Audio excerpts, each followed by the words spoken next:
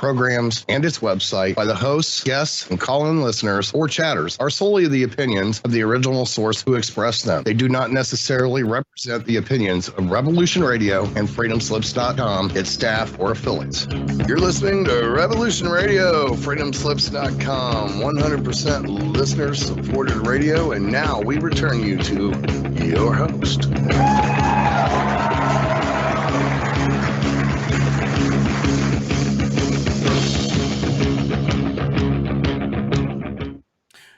You know already that you're back with Dave and Mecky's Shiny Side Out on freedomslips.com on the #1 listener-supported talk radio on the net. So push the donate button or subscribe to the archives for usually $5 a month, but I still think it's free for now.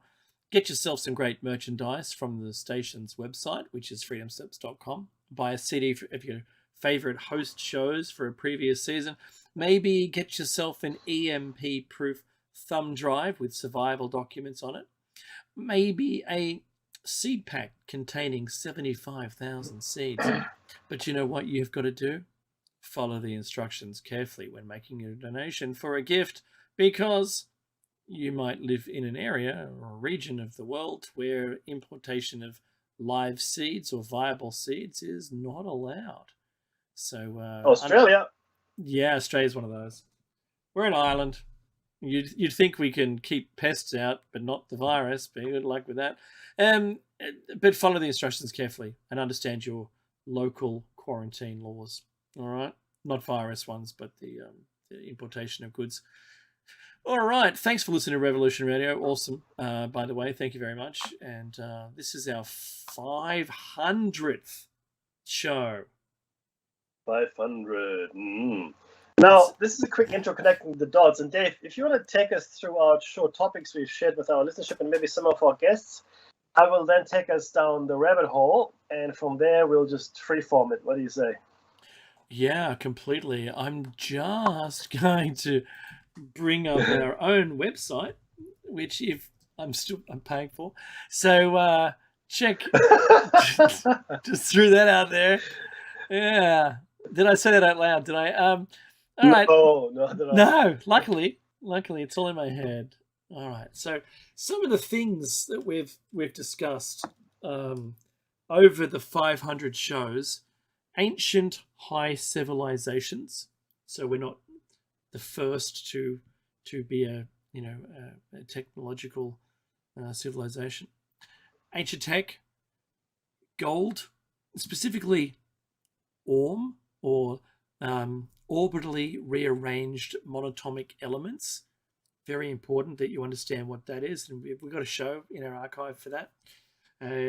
Immortality and extreme longevity, that is being able to live for longer than the human's set limit of 120 years, which was the pre-flood, or is it antediluvian, Mackie, or pre-diluvian? Correct. Yeah. No, antediluvian. Antediluvian.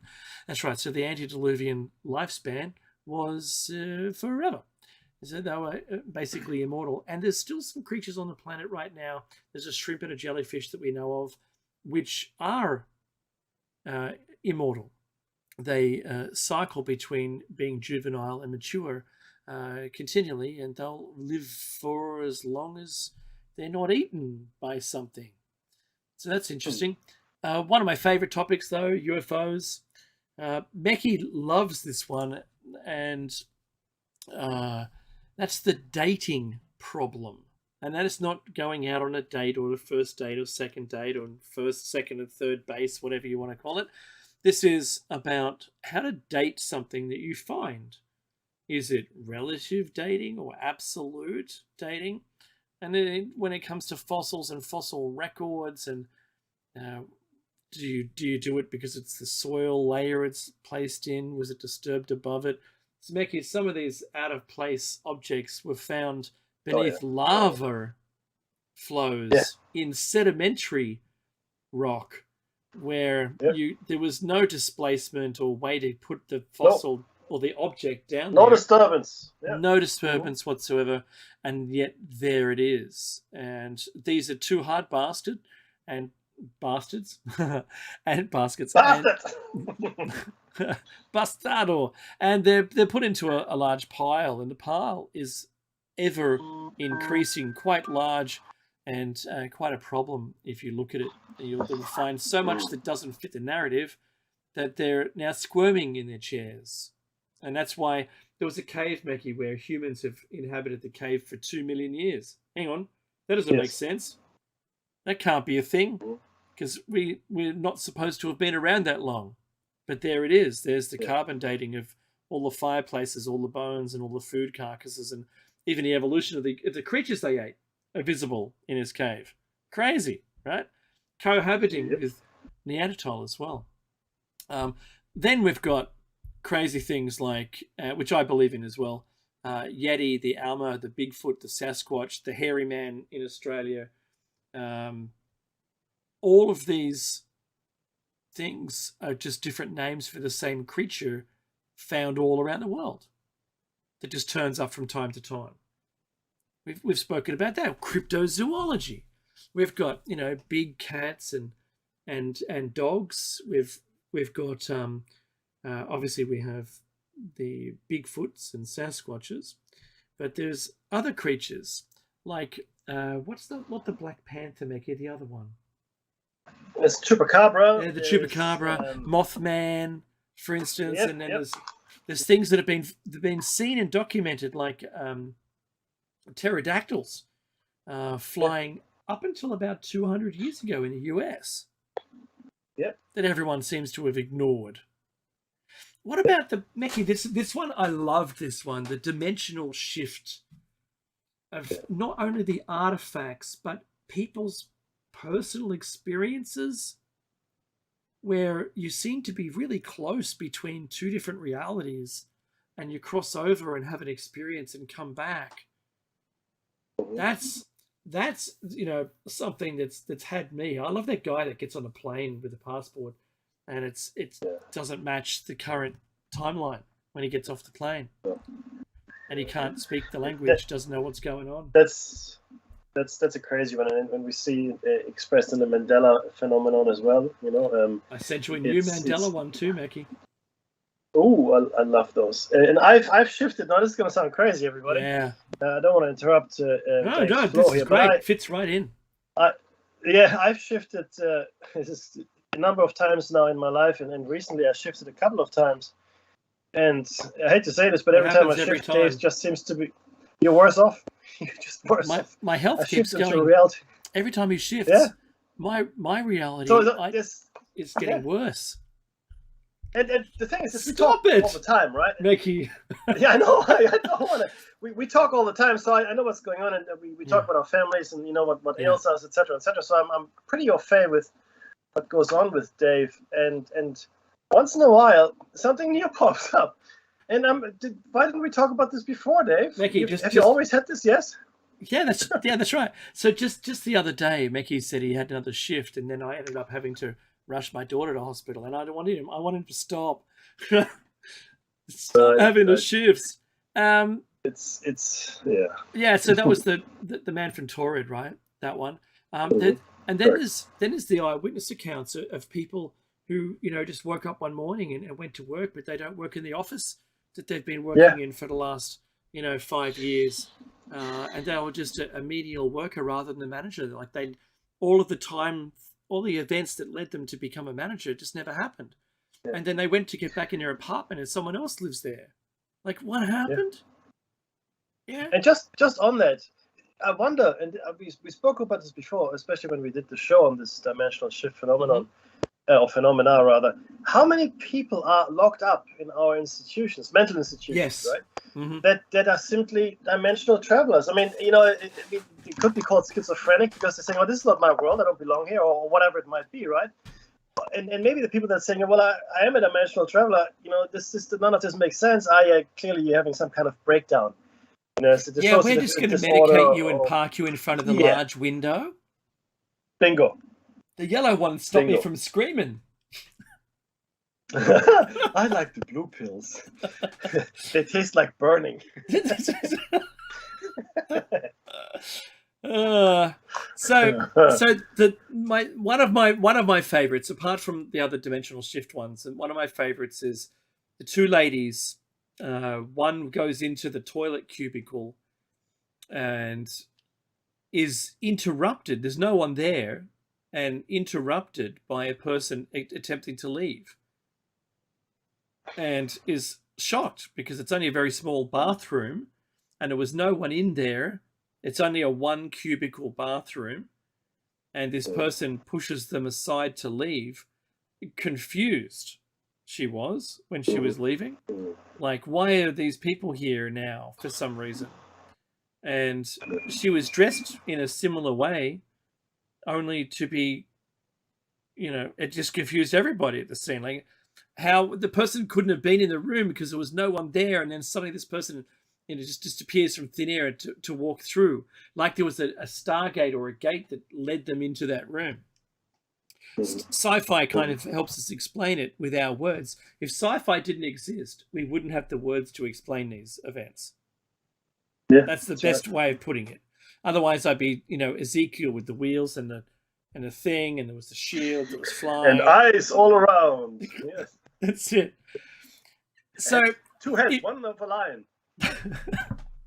if you think that this is related only to Earth, then you're mistaken, because we went through the moon's own mysteries. We went through the odd proportion of the moon, 400 times smaller than the sun, but 400 times closer. So they appear to a human on Earth as exactly the same size. Extraordinary that should even happen, with the moon and Earth proportions being the largest, planetary and orbiting object proportionally against each other. Crazy things. Scientists have said it's easier to explain the non-existence of the moon than its existence. And then, of course, the moon has been written that the Arcadians were here from before the moon. That always gets people thinking, what do you mean there was a time before the moon? Oh, yeah, there was a time before the moon. And even our Aboriginals have a story about the appearance of the moon. Yes. The Australian Aboriginals. So there's a whole bunch there, even having the moon tidally locked, which could mean that it's either intelligently controlled or it cooled. There's parts of the moon's surface that looks like if you'd covered something with dust and made it all undulate, but then spilt water on it and it all settled to a single level. You can see that in that one of the orbiters currently. There's a live feed in the orbiter. It totally makes sense when you see it. And there's no craters or anything.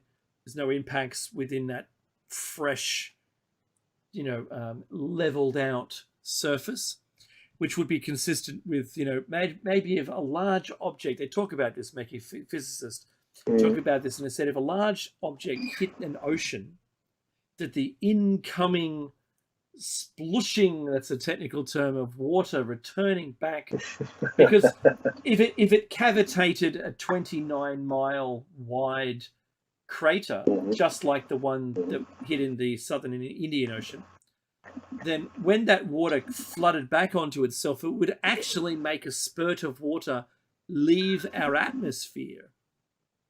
Yes.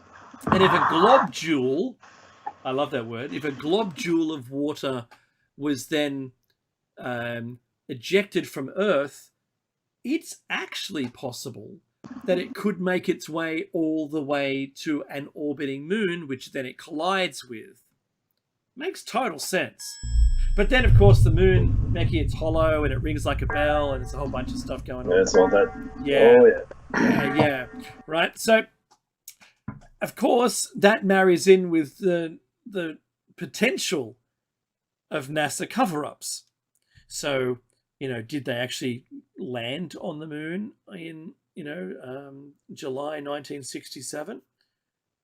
It was the 19th and 21st, 22nd our time, I think, 21st their time.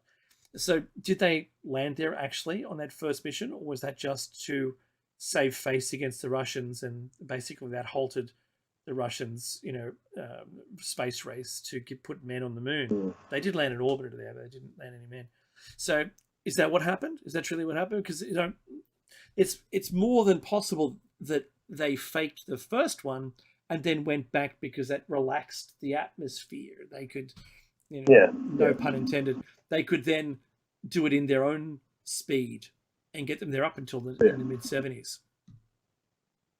So, with our dimensional shifting and people appearing, we've also got people vanishing. Yeah. See my segues, Mickey? I'm getting there, right? You're sagging. You're sagging. Sagging. So, people vanishing all over the place. And we did shows on 411. That was the David Paulides thing. Even in Australia, not even very far from me here, Mickey, within 20 k's of my house here or thereabouts, up in the forest, Mickey, where we were there looking at Space Rock, in fact. Oh, yeah? Okay. That small child went missing and then turned up days later, not even affected at all, didn't even seem dirty, wasn't even, Incredible. He was just playing in some water right near the house where everyone had walked, and they did a side-by-side, hundreds of people searching for this kid, even with thermal cameras in helicopters, didn't see anything, and there he turns up inside that ring of searching where everyone had scoured that place, and there he is, just fine and well. He didn't even have any, he wasn't suffering from the conditions, and it was even close to zero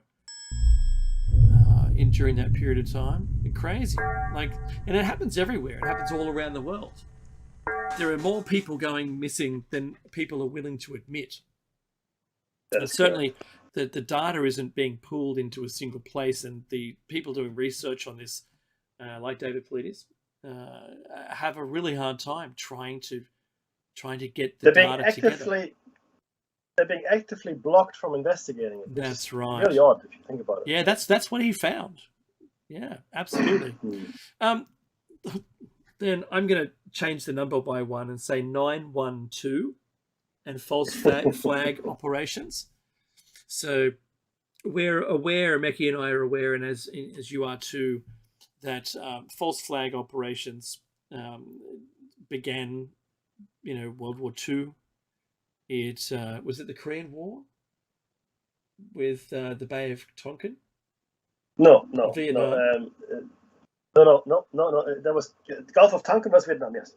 Yes. Okay. The Gulf of Tonkin was Vietnam. The Gulf of Tonkin incident. Yep. Yep. That's right. And there's obviously the weapons of mass destruction, which led to an invasion. Couldn't find any. What? They're here. Yeah, look harder. There weren't any. Bad intel, Mickey. That's all it was. Just bad intel. Harder, No. You're just not looking hard enough. You're all fired. You're all fired. Can I get a second opinion? Or my favorite movie of all time? Is there someone else up there we can talk to? I knew you'd get that. All right. And that brings me to Deja Vu. Because didn't you just say that? Is that a black cat? Feels like we've been here before. What? It looks like the same one as before. Yeah. Deja vu. So that's having seen. And there are other dejas which are not having seen, I think, or not remembering. There's a few of them. And this one is actually equivalent of having been seen. So you've seen it before. And we've look. There's a little anecdote which I always tell at this point. What's that?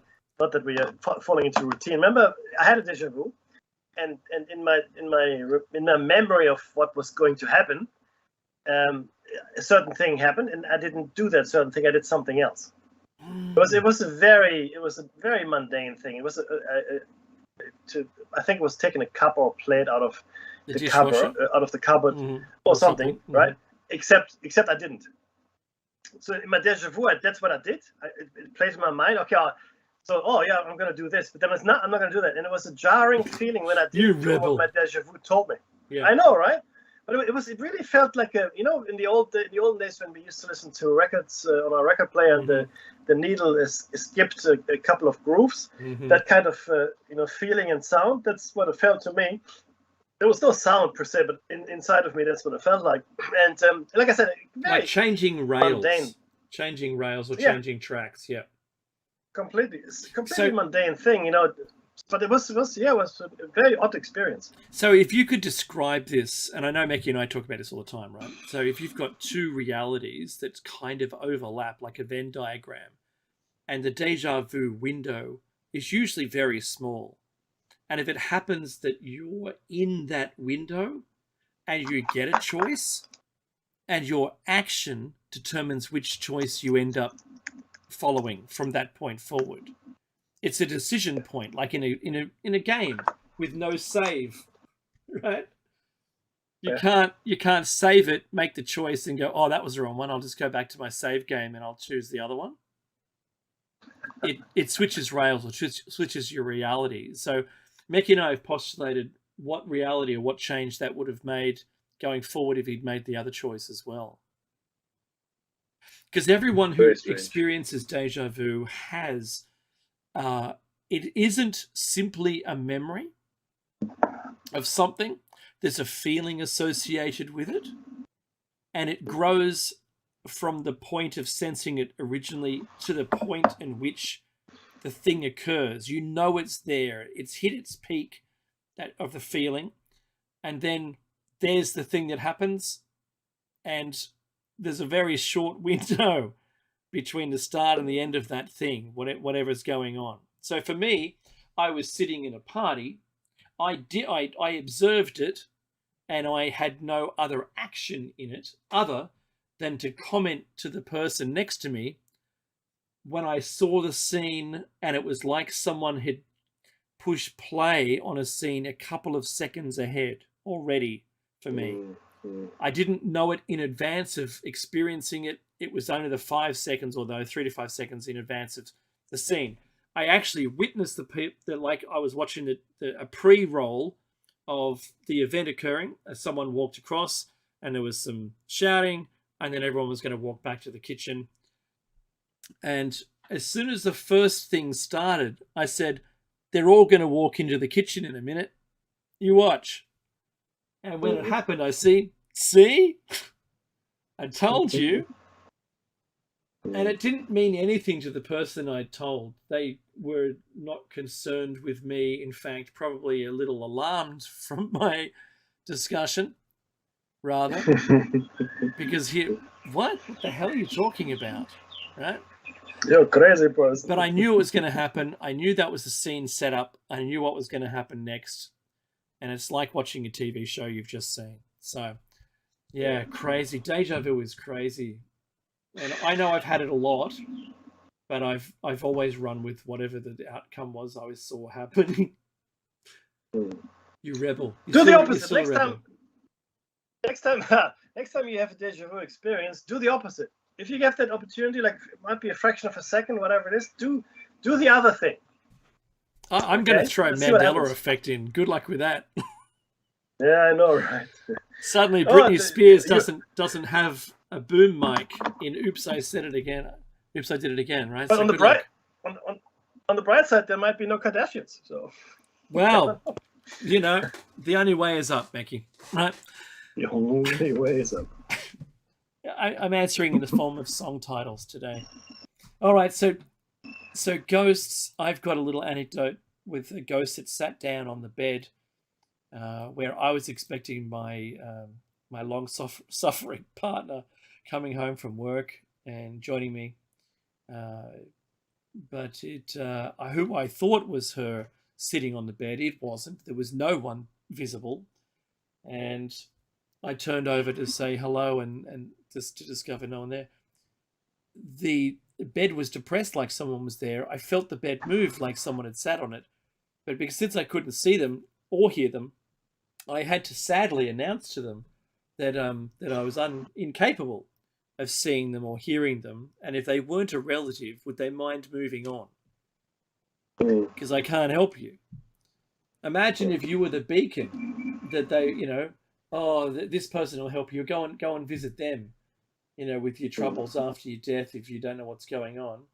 And I had nothing for them. I felt really bad. I wanted to help, but I've actually had someone tell me who to look up on the internet. In the olden days, this was. In the olden days, I found this lady living in America somewhere. I found her by name. I was kind of guided to find her. And I said, look, I don't know. I actually don't know why. I'm going to be honest with you. I don't know why I'm looking you up, except that I think someone might have died recently that you know. Now she's freaking out, right? Thinking I'm kind of scamming. I said, oh, I'm only going to repeat the words that the fellow said. He said, if the farm is too big for you, and don't worry, you can sell it. It's all good. Move into somewhere more comfortable, right? And she kind of paused for a minute and said, go on. And I said, well, I don't know what to tell you. He says that I forget what it was. The papers were in the such and such, that you'll find them in the folder, blah, blah, blah, whatever he was saying. And she said, I've been looking for the papers. I didn't know where they were. Hang on a minute. And she went and got them. And she said, you have my attention. And I said, look, he just says he loves you, and that was it, right? I said, I can't help you anymore. I don't even know you from a bar of soap. I live in Australia. I just got this message. It's so stupid. I'm sorry to disturb you, right? And she goes, oh, no, it's perfectly all right. I get it. So that was the freakiest thing that's ever happened to me. Ever. Incredible, Dave. Yeah. That's incredible. So I'm a firm believer of ghosts. My mum said that she could see them and hear them. And my mother has long passed. I think it was 2008 she passed away. But she was a medium, and my joke is we called her a large. Funny. That's actually funny. She would like that joke anyway, right? Yeah, no, it's fun. But look, again, similar. We've had similar experiences in my family. It's been the entire family that has been involved in these kinds of things, including visitations, and inexplicable, right? Especially my mum, oddly enough, gets it. What can you say? You can choose to ignore it and say, it's a woman's overactive imagination, or you take her at her word and you go, okay, I believe you. Okay. So what can we say? What is it? What do we think it is? There's no reason for most people that talk about these things. There's no reason for them to lie, Dave. Yeah, that's right. It just isn't. I mean, mostly. In fact, I have people tell me stories and they ask me, "Oh, don't mention my name. I'm happy to tell you the story, but don't mention my name." Yeah. And I go, okay, that's fair. Okay, no problem. Of course, I wouldn't mention your name if you didn't want me to. Because that's common courtesy. But you know how many people have ghost stories? Oh yeah. It's crazy. I know. Yeah, unless you bring it up, they're not going to just walk up to a stranger and go, "Hey, guess what? I had a ghost experience the other day." No, you go. You know what? I always start with a lot of people have ghost stories, and here's mine. At the end of it, they got chills and they go, "You won't believe this, but this happened to me." Yeah. You have to show them that's a safe place. I mean, by opening yourself up to ridicule, you make them understand that, hey, I'm with you. I get it. Now this is what happened to me. Take it or leave it. Just want to be honest with you. And this kind of safe place that you're creating goes a long way. And this goes in any context, of course, and not just in the thing we discuss here, but maybe someone who's maybe depressed, or maybe someone who's going through a hard time with something, or maybe it's kind of an addiction thing. You share something from yourself that makes you vulnerable, and that sort of helps the other person open up. And that's just, I guess, common sense and just living with people, right? Yeah. Yeah, that's it. Yeah, that's right. So, sorry, but go on. Yeah. No, my only other ghost story is I just moved into a place, a 200-year-old house in Surrey Hills, and we were all sort of sitting around eating some pizza. We hadn't even unpacked anything yet, and oddly, I heard the front door open and close, some footsteps, on that level, and we were sitting in the subterranean section below road level. Those in New York would understand what that means, right? And the footsteps went along through the house, through what was now, it looked like it was a balcony at one point, but it was converted into a bathroom. And then the person jumped down a whole story onto the ground and fled out down the back alley. And I was telling my flatmates about it, and they're like, "You're an idiot. What are you talking about?" And I looked at the front door, and the front door was deadlocked, so it wouldn't even open anyway. And there was bars on the windows to prevent someone from climbing in, but also, you couldn't go out that bathroom window. So it's like, wow, I'll bring it up with the landlord.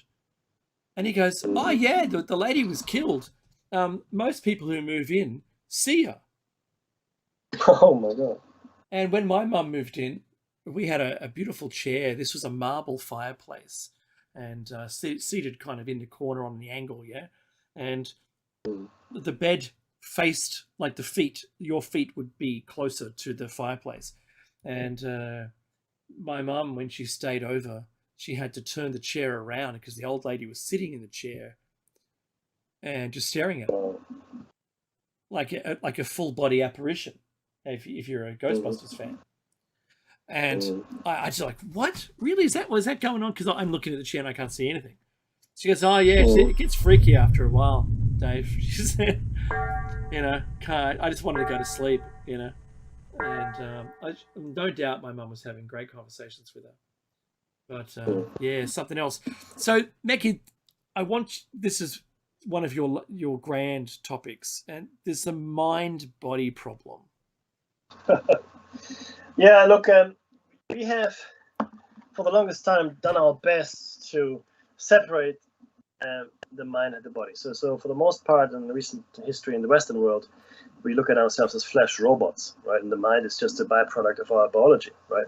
It's all just chemistry, Meccy, don't you know? Nothing to see here, move along. Meat popsicles. I beg to differ. Meat popsicles, right? And in fact, it was an unintended, consequence of what Descartes did 200 years ago in trying to formulate a rational approach to science, right? And the physical sciences, they don't need the spiritual. That's true enough. You can measure anything in physics and chemistry, etc., etc. But that's not all we are. We are mind and body, and some native peoples will tell us more than one mind and more than one soul with different purposes and definitions, and which reminds us of course of Freud and his personality model, and then all the personality models that came afterwards, ego, superego, it, etc., etc. And it's a real issue that has really hampered our study of the phenomena Dave and I are discussing here, because there is no scientific method that can help us here. And we're going to come to it. In fact, when we talk about reincarnation, hopefully relatively soon, but it's the next topic here anyway. But look at that segue, completely unintended. I feel like a Russian doctor who's just slipped out the window on the slippery floors. Wow, that was so smooth. Smooth, and no, nothing to say here. And ultimately, but the critique, there are three main studies, there's three main groups of people that have studied the reincarnation phenomenon for decades and thousands of cases. And the main critique was this. I don't know I think I've got the text in these show notes to share with you guys at some point.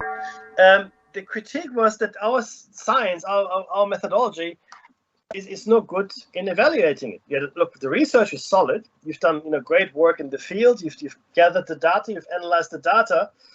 But ultimately, it's meaningless because we can't apply our scientific model, right? Because we don't make room for the spiritual in our scientific model. It just doesn't exist. You need to have something physical to test against. Bingo. We can't That's what take our science measure it. Yeah, science determines that. You must measure against something physical, and if there isn't anything there, good luck with that. Doesn't exist. And you have to be able to, repeat it. Now, the problem with these phenomena that we're discussing here, they're a bit quirky, right? They don't follow the common threat of what we expect at all. Right? They just do what they want in many ways. And science is really good at describing the physical world. It really is. The scientific method is awesome to describe the physical world. Even try and cut it up and delve into the mysteries and how things work in the physical world. But beyond that, completely pointless. And can't do what it needs to in these, the extrasensory, if you will, or the paranormal, right? In fact, this is really. I was wondering how long it would take me to bring it up. If you look at the Skinwalker Ranch, and if you're playing the Shiny Side Out game, that is where you have a shot of your favorite drink. Baktoon. No. Baktoon. And then, of course, the old "shut up." Yes, shut up defense. I think those are the ones. But it's really interesting because they actually put scientists on the ranch for a good 20 years. Right? Ed Bigelow did that. He's a space,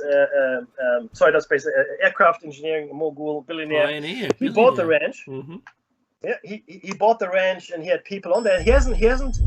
Hey meow, and he hasn't. I will watch your show, meow. I'll come to it. It's just at a really bad time. My apologies.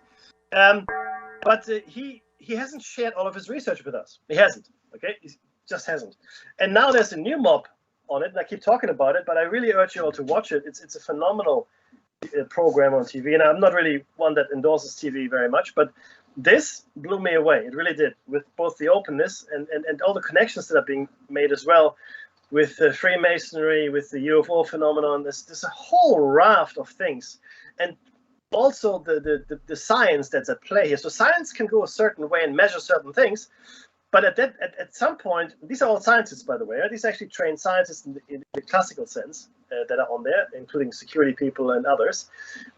But the science can only take so far. They're saying that, in fact, a number of times on the show they've said our science is not designed to deal with these kind of phenomena. We just can't employ the scientific method here. It just doesn't work.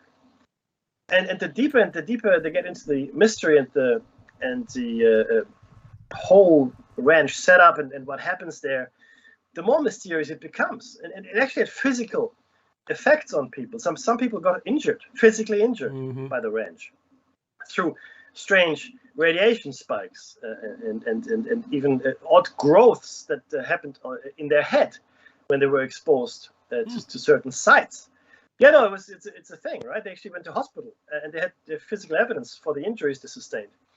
Completely inexplicable. There was a carcass. One of my favorite is a cow mutilation or cattle mutilation. The cow just, sorry, there was no mutilation, but it did happen on the ranch. But this cow just died. Apparently it died of pneumonia, but stress-induced pneumonia. That was the vet's diagnosis, right? So they took the cow away, but they also noticed in a photograph, in the still, and in the video frame that there was a UFO on the right on top of where the cow was and eventually died. Little time before it died.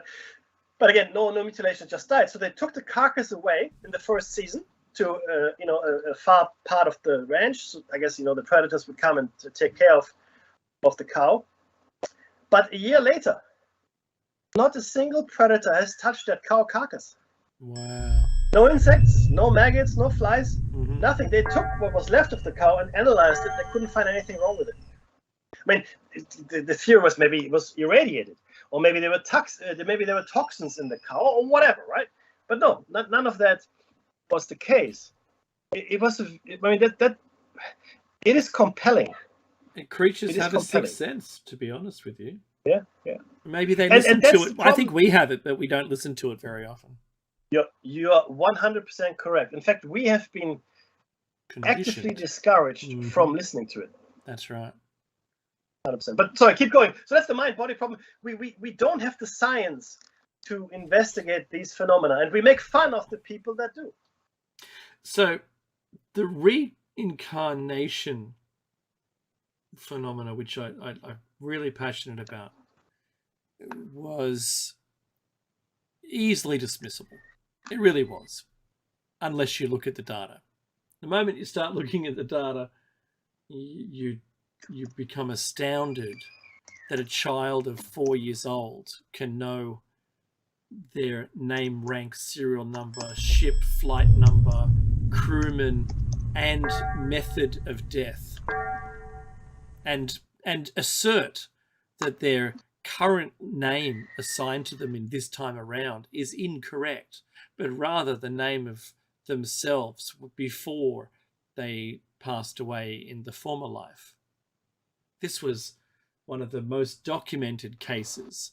To confirm all of the data, the experts who had been commissioned to research it and find out, because the parents were really concerned about the mental health of their son, found indeed that none of this information was at a single point of contact. They had to corroborate some details against others to be able to get more details, and only something an adult could have been able to do. And there, according to the records masters, none of that information had ever been recalled for any prior documentary or other TV program that was, probably within reach of a remote control of a young child.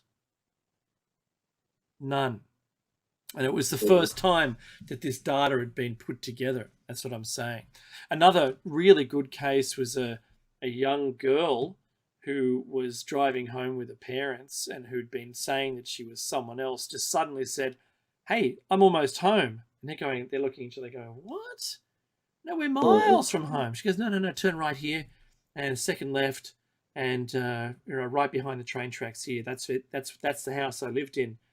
And the surname that she said she had matched the census that they had to then look up and confirm. And then when she was saying that she died chasing her dog that was getting away from her, but she was a boy at the time, and she was struck and killed by the train. And they're like, "Oh, that story is a bit far-fetched, but what the hell, we'll look into it." And absolutely, in the English census is very thorough, and they had to find it at the local parish where the records were kept, and they actually stumbled upon the surname that lived indeed at that house at the period of time, and they found that there was a young boy at the age that she said she was, and then in the next census that boy didn't exist anymore. Found the story and corroborated the death. It's something else.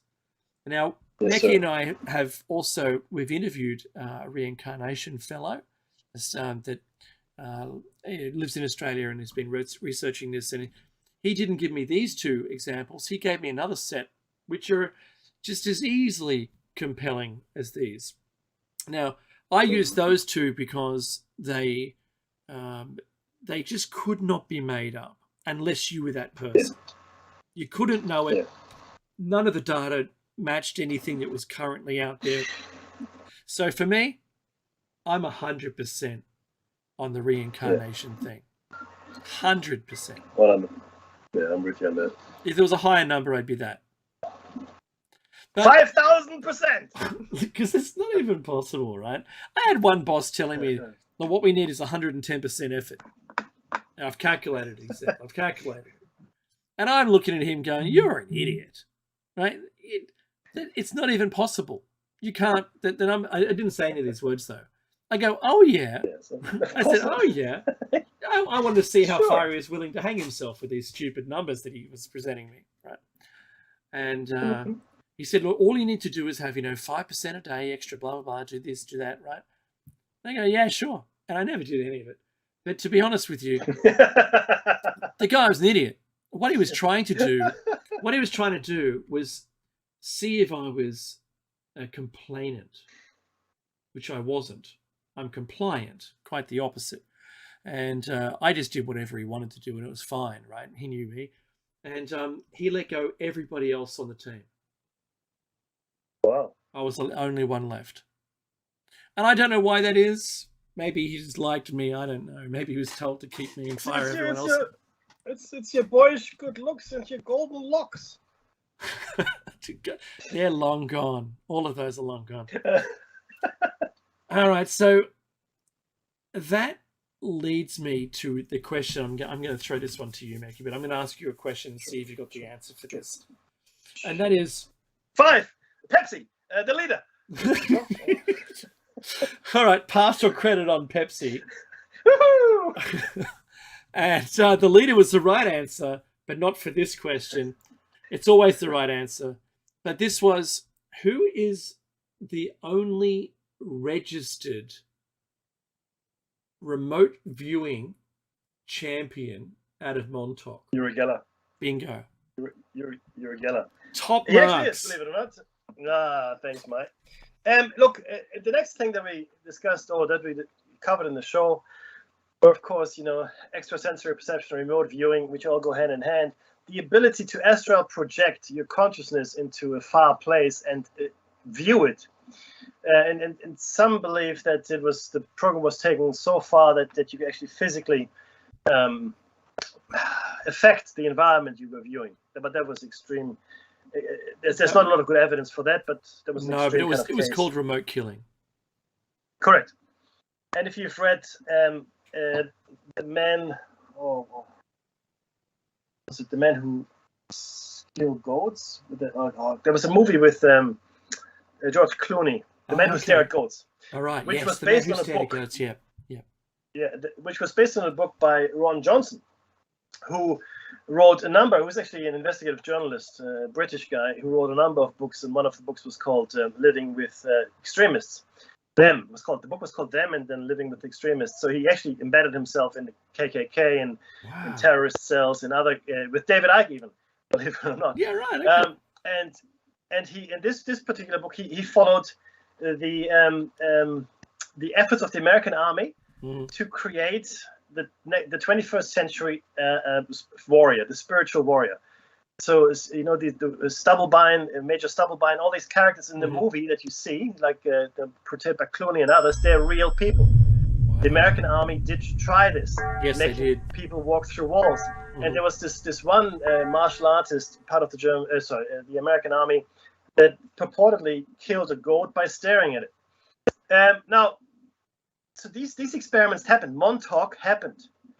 The government and universities and other bodies were complicit in drugging and testing American citizens. It's a thing. The files have been released. Even scientists. It's not even a discussion.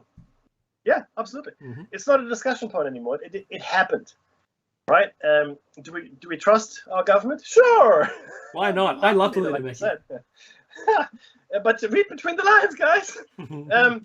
It's a thing. It's a thing, and it's what is the old thing that's always carted out of the garage is, it's for the greater good. It's a utilitarian argument, for everything. Everything that is in any way fishy or evil or slightly questionable, even. It's for the greater good. You don't understand. Yeah. Right. And that's. But it's both the Russians and the Americans did a lot in this space, ESP, remote viewing, and other things. Well, I remember these videos black and white. I guess films. They were not videos of these Russian subjects that could move metal objects seemingly with their mind. Telekinesis. So clearly both the Russians in the Cold War era and maybe before and after were extremely interested in the capability of these special people. Do you know where they have to live, Mackie? Or when they finished up at these programs, just like when the military returned from a conflict, there might be a debriefing, but there's not a deprogramming session. No, you're right. And so these people who have undergone the Montauks and the other, UAP, the unacknowledged programs. I'm going to re-own that name. Those people who have not been deprogrammed from their training end up living alone, living in the wilderness, and with all attempts trying to stay away from society. Yeah. There's something to that message. But look, the thing is this, right? Let's say you have this gift, right? And then, through whatever unearthly means, and I'm sure Solaris has a lot of information here, when it comes to these kinds of things. Through whatever unearthly means, they prodded you along and made you more and less at the same time, maybe opened you up and never really, put you back together properly again, didn't give you a proper debrief, a proper counseling, a proper support once the program is finished, because funding is gone, and then you're left to fend on your own. And look, that would never happen, Mackie. Well, if you look at the veterans of any war in any nation, really, right, except German veterans after World War II, and I know this because that happened in my family, they were looked after really well, in West Germany, not East Germany, in West Germany. The veterans of any army in any war, in any conflict, and I count the Montauk and the remote viewing people from both Russia and the US in the same category here, are not looked after well at all. In fact, let's never talk about them again. That's right. What problem? Right. Okay, so go on. Yep. Yeah. The remember the Star Trek Voyager episode with Kes? Yes, of course. And she was being trained to try to ignite fire, and she had a real hard time with that. And she said, what's his name? Evok? No? Oh, I forget his name.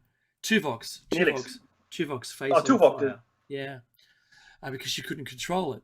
I think for the people who have undergone the programming, and there's no deprogramming because it's all kind of new to everybody in the last 50 years, I think it would be a great challenge to try to learn how to deprogram someone who had that skill. Once you've upskilled them, how on earth do you turn it off? Don't know. Well, just set them free in society. It's not going to matter, right?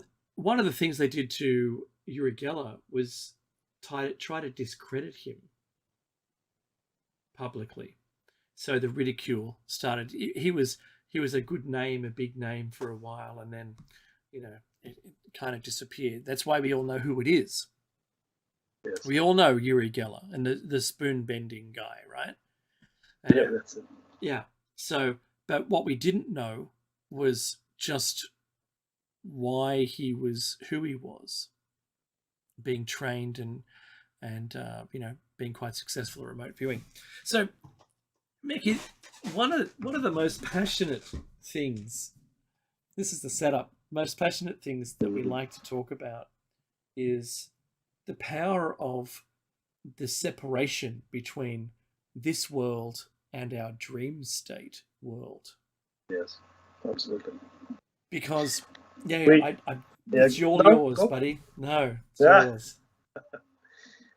Look, the hypothesis postulates, and we'll get to that in due course once we get through the reminiscing, that we are indeed in a prison, but we'll get to that. But dreams and the dream state, and in fact, not just for us, but for many First Nations, Aboriginal, primitive, like we like to call them, people, the dream world is an extremely real world, right? And if you're a lucid dreamer, then for you that is the thing as well. My wife happens to be a lucid dreamer. I envy her that facility because I'm not. I can never remember my dreams. But the dreams, I believe, not all dreams, but a lot of dreams, are our time in the prison yard. So you're a prisoner, right?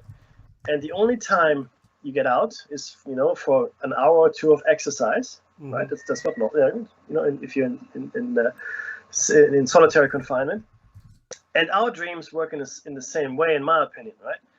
And not all dreams, but a great majority of the dreams work the way. Because in a dream, while you're dreaming, and I know this because I do remember some, not all of my dreams, everything makes perfect sense, even though it's completely nonsensical once you wake up. In the dream, while you're in the dream, it makes perfect sense. So I believe in the dream state, in the dream world that we inhabit at the time, our capacity to understand is much greater than our capacity to understand when we are conscious and awake. It's like the Akashic record, Mackie. You don't have any questions because you know it all. No, bingo, right? Because it makes all sense. And I believe very strongly that the dream state that we're in when we're dreaming is actually the state we should be in at all times, because life in that state makes sense. We have access to our higher faculties, right? We don't have that access right now because we're completely limited. Our biology, but we'll get to that in a little while. And if you don't sleep and have REM, you will die. That's really strange, isn't it? There's actually a hard limit to how many days you can stay awake without sleep. Yeah. Yeah, and the funny thing is this: so people will argue, oh, but dreaming, that's just your brain processing new information and data, etc., and it's all the higher brain functions that human beings have, blah blah blah. Now we are not the only creatures that dream, right? Other vertebrates dream as well. Certainly, our cousins, the great apes, but cats, dogs, dolphins too, yeah. All of those creatures, they dream as well. So I believe. Because I think the prison is not just for us. I think the prison, we could very well be reincarnated into an animal body at some point. And the prison exists for us in that body as well. And there's the break. We'll come back to the retrospect in a second. And then we'll get into the meat. There's another couple of hours of Shiny Side Out coming your way. Jerba has graciously agreed to let us continue. So without further ado, short break, and then we'll back.